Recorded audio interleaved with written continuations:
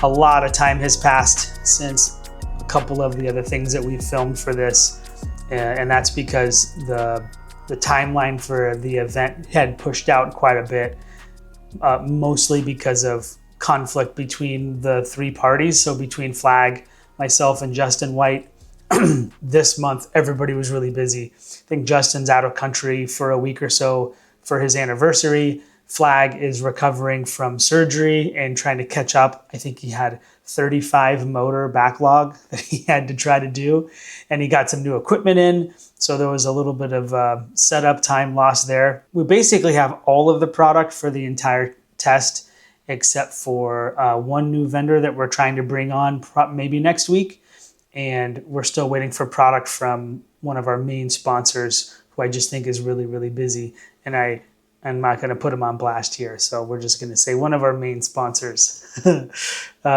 So anyway, today's kind of cool. Flag is finally getting caught up on their backlog, and he's ready to, I think he has been building the engine over the last couple of days, and so today made sense to go by. I have to bring him some parts anyway for some other stuff, and we're going to get some B-roll footage of him, I think, honing the block, balancing a crank, and maybe doing some cylinder head work, all for the engine specific to the Shootout. So Kai is here with his rig, and we're going to go get some footage of that specifically for the Camshaft Shootout content.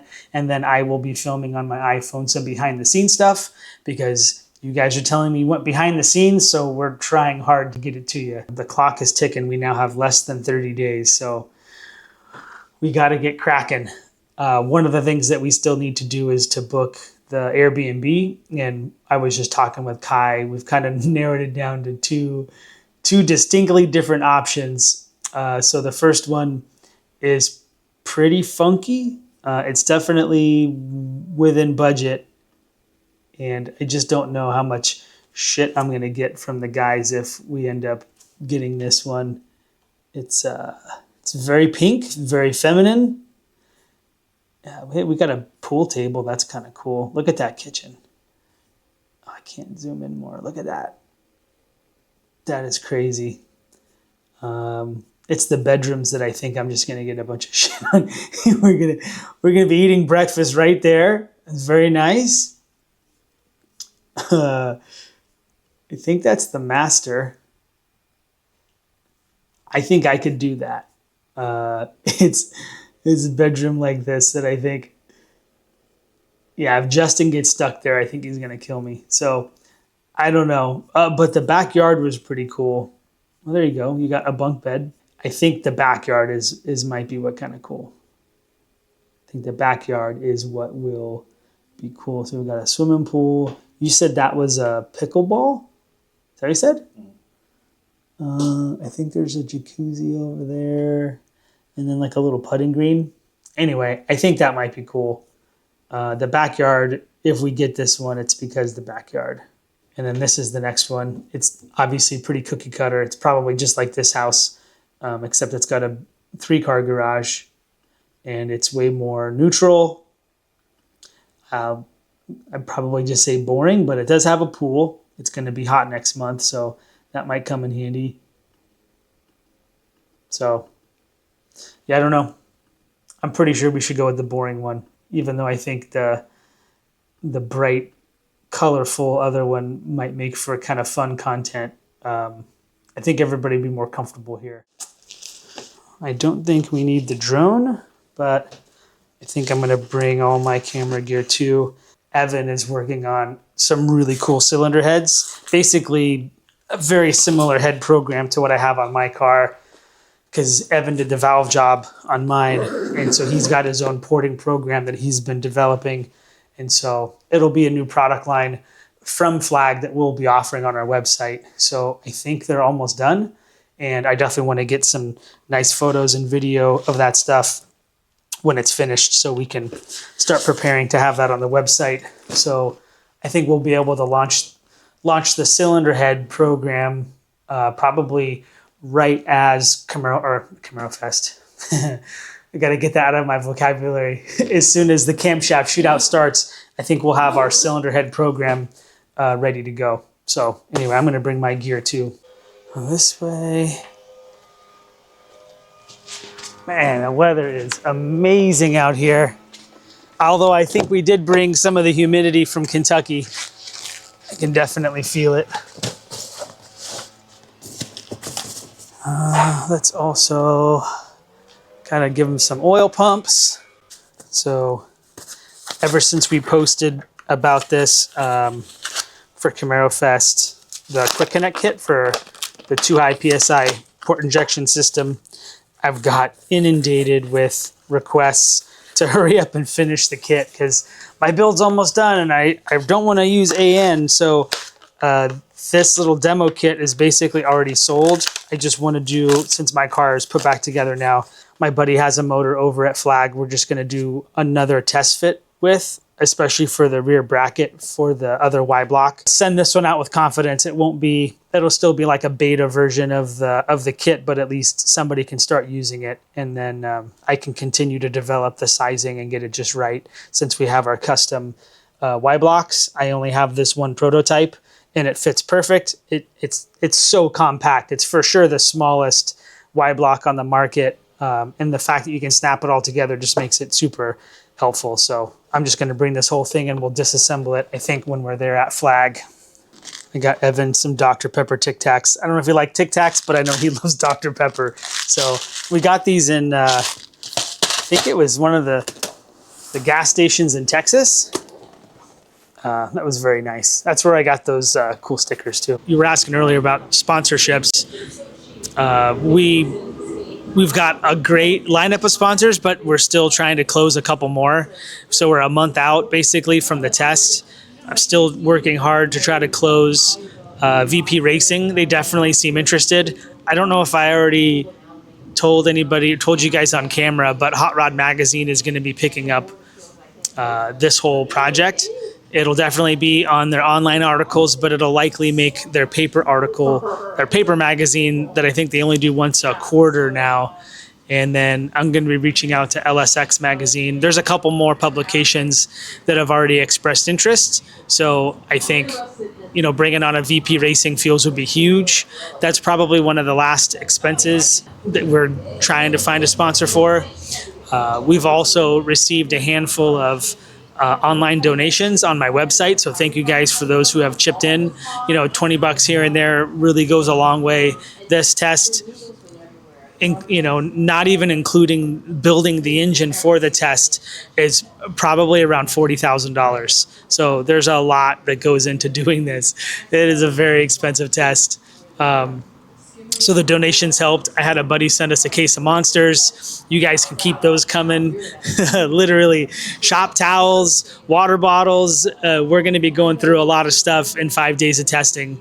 As far as like hard components, we still need a set of stock LT4 cylinder heads that are unmolested, unported, in good shape for the baseline day. So day one will be stock cylinder heads, stock ported blower, stock cam, as we just test bolt-ons. So if anybody near SoCal has a set of LT4 heads that you are cool with us borrowing for a week, please hit me up. Send an email to Gabe@Griffin-Motorsports.com. And even if you're willing to ship them from anywhere in the country, we would be grateful to have them and would definitely give you guys plugs for anybody helping us out.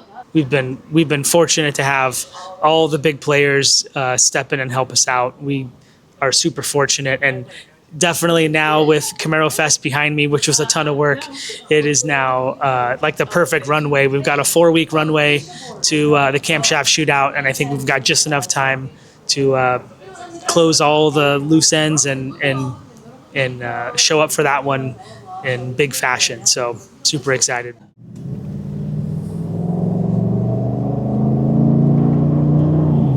Oh, dude, it's so much different driving this truck without a trailer behind it. And I just realized yesterday I've driven this truck more towing a trailer than I did before. I think the truck only had 3,000 miles on it when we left, and we drove just under 5,000 miles for the trip. So it feels very strange driving it unloaded.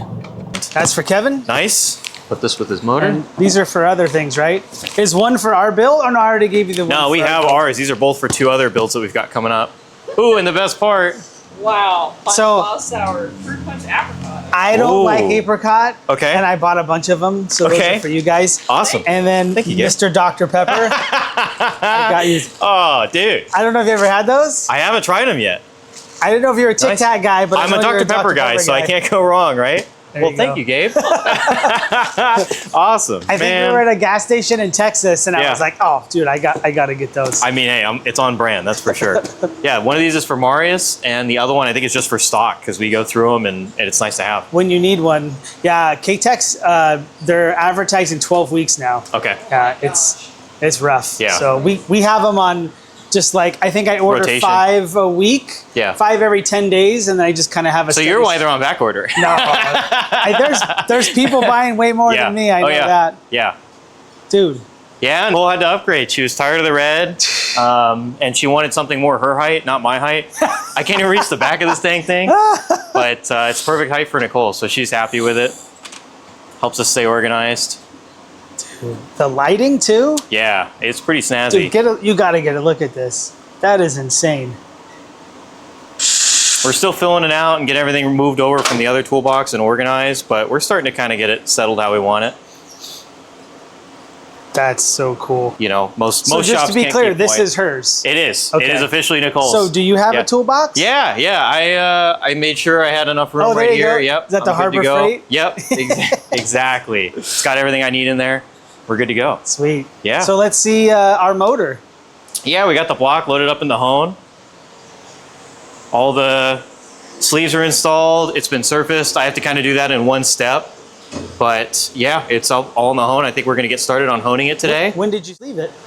We put sleeves in it last week. Okay. And we have to let them settle. So when we put the sleeves in, we have to let it sit for about 48 hours to let everything kind of normalize. And then I have to actually load it on our CNC machine with the torque plates still on to hold all the sleeves down. And then I unbolt the torque plate and surface it. And that way I make sure there's no opportunity for the sleeves to pop up or move. Because we want to make sure that there's no air behind the sleeve so that they're seated all the way down. So what sleeve did you end up using? So it's our in-house sleeve. We buy them white labeled by the pallet basically. Okay. And it's what we put in pretty much everything around 4065 bore. Boosted, naturally aspirated, etc. We pushed them around 1,300 horsepower or so, and we usually see the blocks start to let go before the sleeves. So these things are pretty dang stout, and I really like them because we special order them so that they don't have flats that intersect. A lot of the other sleeves have two, like the LS7 or some of the larger sleeves. Intersect right here. Right? Yeah, so there'll actually be 2 flats that you have to, like the flange will be way bigger, and so it'll be cut flat, and that means you have to replace the sleeves in pairs. Because you have to interlock the sleeves while you're putting them in. Okay. And it makes for a real bear for repairs. With these, it's just a single. So I can just pull one sleeve out and put a new sleeve in and do repairs really easily. That makes sense. So these, we really like, we use these for a lot of our race applications where we're refreshing them pretty often and that kind of stuff. Because the sleeves are pretty affordable. And once you've done the machine work to the block to accept the sleeves, it becomes really easy. The sleeves are almost like a maintenance item. For those of you who maybe don't remember, this one will be for sale when the test is over. So it is meticulously being assembled. Do you want to talk for a second on the process on how you do honing here? And I guess why you bought, what, $100,000 machine? Yeah, in that range, yeah. And surely you could just outsource this, right? Yeah, we used to. So it came down to really 3 things for us. One, I wanted control over timelines. I didn't want to be on somebody else's timeline as far as like, oh, hey, I really got to get this done for a race this weekend or whatever. I didn't want to have to call in favors. I wanted to be able to just set it in the machine and do it. So that was a big part of why I needed a hone in-house. 2 was quality control. Being able to actually control the whole process means once I've done it on the machine, because I personally do all the machine work, when I go to assemble them, I know what I set the piston to wall clearance at. I don't have to go back and recheck it because I've got the data sheet that says, hey, here's what it's all set to. I know it's done properly, so I don't have to spend all this extra time going back through it. And then the third thing is, with this kind of higher end machine, we're able to get a much better end result. And when I first got this, I didn't even understand what a big difference it would make until I started using it. And we had a motor that we did as a test where we did a hone with kind of the old vitrified stones on the old 80s piece of equipment that I was using. And it was good. It was a good hone. It was kind of what we were doing. And the engine made, you know, low 500 horsepower range. It was Well, I remember you telling me you got really good at it, Yeah. but it was so hard to get good at it. And Right. there was so much potential for error. Oh yeah, like if you looked away from this thing for 2 seconds, it would screw it up worse than anything else.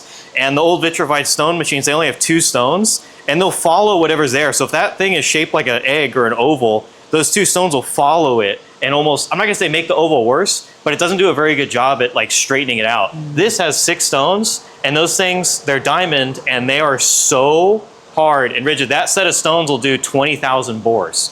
So that's like an idea of how hard those things are, and they have no choice but to cut. So if there is any imperfection on this, it will cut that first and leave everything else alone. Gotcha. So it does an incredible job at getting these things straight and round. But on that motor that we did, it was making like low to mid 500. It was like 518, I think was the baseline. All we did was take the motor apart, hone it. I didn't remove any material. I just put a new surface finish on it. We replaced the rings, and we picked up like 60 horsepower. What? Just off of ring seal alone. Really? So, and that was a total seal ring pack, so I'm sure the rings had something to do with it. But literally all we changed was making sure those bores are perfectly straight and getting the exact surface finish that we want. And it not only helps the rings seal, but to be able to maintain an oil film on the cylinder walls helps lower friction, and there's just a ton of benefits you can get from doing that. So that was when I first was like, whoa, like it's not just, oh, it's better.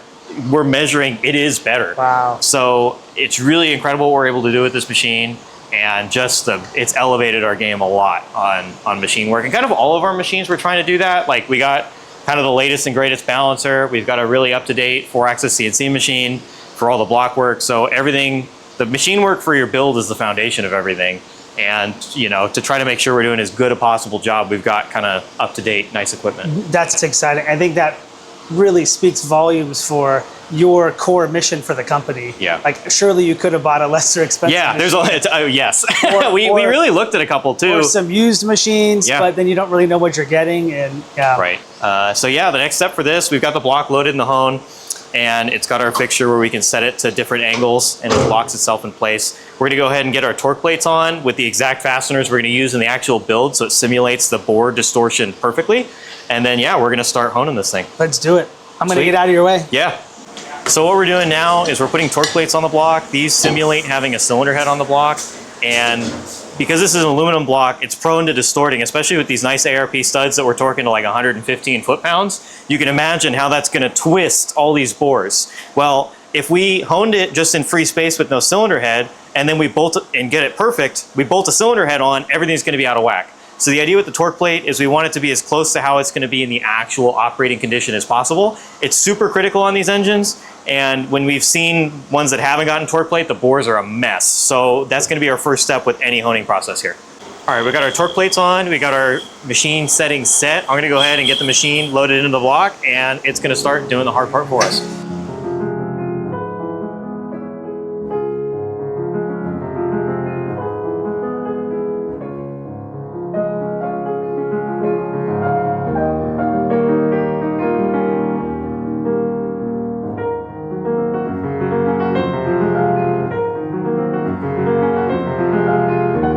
I'll let this thing rough bore to about 2 to 3 thousandths left to remove, and then I'm gonna go ahead and babysit it for that last little bit. But this thing will hog out a whole bunch of material unattended, which is fantastic. So this side's rough honed. I'm gonna go ahead and flip the block and knock out the other half. My favorite, we're gonna have to unbox all of our parts and get all of our weights aligned. So we've got a really precision scale here. We're gonna go through and get like our piston, our ring, our wrist pin, our clips, big and small end of the rod bearings, etc. So we can get a complete picture of what that rotating assembly looks like, so we can duplicate it on the machine.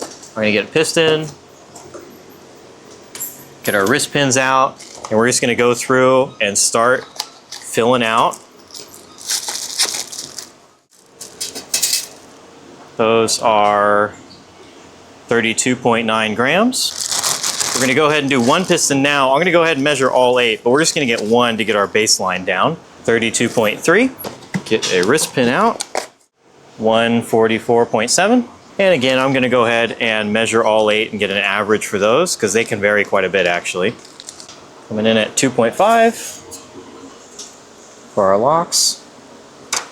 Perfect, and that's gonna be all of our piston associated weights. Then we're gonna do the small end of the rod. Looks like 184.8. And then we're gonna do the same thing, but flip this around. 461.7.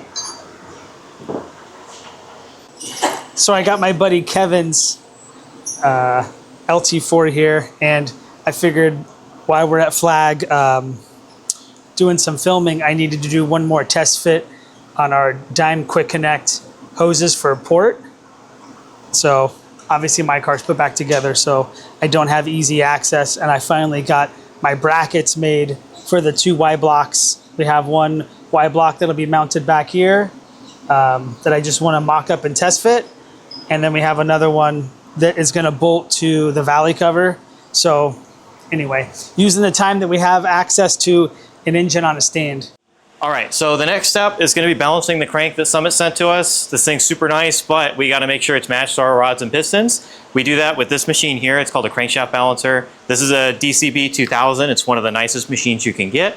We're gonna go ahead and set up our bob weights, which simulate the rod and piston assembly, and hang them on the crankshaft, see how much out of whack we are, and make some adjustments. So we got our bob weight all set up. It's got these adjustable weights to match our exact rod and piston assembly, and we're getting them put on the crankshaft, and we're making sure to clock them exactly 90 degrees so it is all even, and we get the best simulation of that weight as possible. So all I'm doing is getting these things tightened on there, and not only is it important that they're square and level and centered, but it's also really important that I don't forget to tighten one of these, because once you see this thing spin, I promise you're gonna not want this thing coming off. All right, we got our bob weights all hung on the crank, and we're gonna go ahead and do our initial spin and see how far off we are. All right, we got our holes drilled in this thing, and I think we're pretty close, so we're gonna do one last spin and see if we're dialed.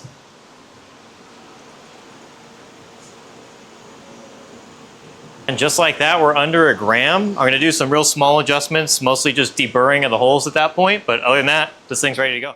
Hey guys, so we were just getting ready to leave because they've got lots of work to do, and we just were walking by this motor a couple times, and I recognized the red valve covers. This is my buddy Kevin. I think he's in Arizona. Yeah, Arizona. Yeah, we talked to him a couple months ago, and anyway, he needed engine work. I think he was going to try to do a bunch of it himself, and he was a little apprehensive, so I connected him with Evan, and yeah, tell him the story. Yeah, we were able to do all the machine work for him, and he supplied every part. And when I mean every part, this guy was thorough. He went and found like every GM seal. He was even like the bolts where he'd done this little cardboard layout with all the bolts so they were in order. Nice. He did an amazing job cataloging everything. He did the whole teardown too, right? Yeah. So the only problem was when we started putting it together, he didn't really talk to us about what the engine was for, and he had all the parts. So I kind of was going through the motions with it. We machined everything for the short block, went to assemble the short block, and I looked, and the pistons were like a stock replacement, 12-to-1 compression kind of deal,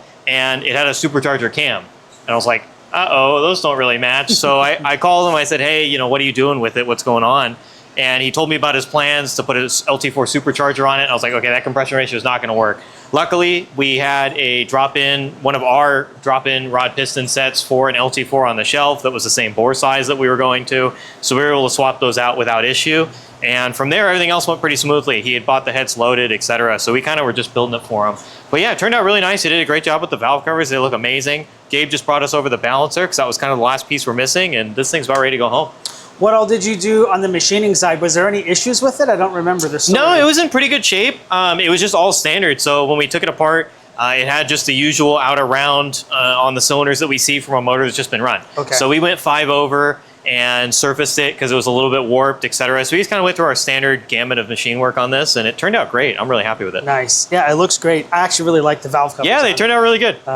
Cool, man. Well, thanks again for opening up your shop to us. Yeah. It was really cool seeing the process of honing. I know we've seen it on another engine, but it's nice to see it on our engine for the Camshaft. Yeah, absolutely. So finally making some momentum. We were just looking at the ticker on my website. We're down to 26 days. Exciting. I can't wait. It's I can't wait. down to the wire, man. Nice. It's all coming together. Thank you again, my friend. Thanks for coming by.